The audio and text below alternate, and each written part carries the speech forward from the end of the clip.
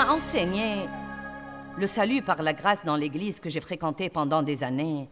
Et j'avais une révélation sur la grâce de Dieu pour le salut. Je savais que l'homme n'était pas sauvé par ses propres œuvres, mais par la grâce. Mais ça s'arrêtait là pour moi. J'ai pensé par après que je devais prendre le contrôle. J'avais l'impression que Jésus m'avait jeté le ballon et que je devais marquer le but.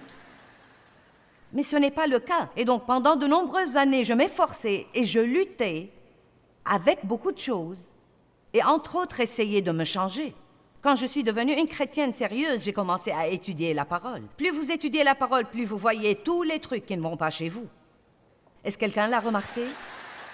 Parfois, ça devenait pénible même d'aller à l'église pour écouter la parole, car quel que soit le sermon prêché, j'en avais besoin. Quel que soit le problème, je l'avais.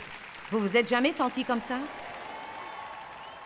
Et donc, c'était vraiment agonisant pour moi, car je ne savais pas comment accéder à la grâce de Dieu pour me changer. J'écoutais le message, j'étais d'accord. Je lisais la Bible, j'étais d'accord. Je lisais un bon livre chrétien, j'étais d'accord. Oui, j'étais convaincue, j'étais engagée. Ensuite, j'essayais de changer.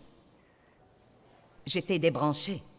Je n'étais pas branchée sur la source de la puissance.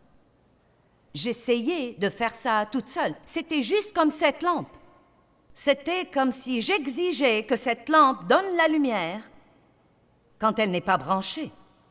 Mais c'est très simple. Si vous branchez simplement les trucs, ils marcheront très bien. Ce n'était pas dur.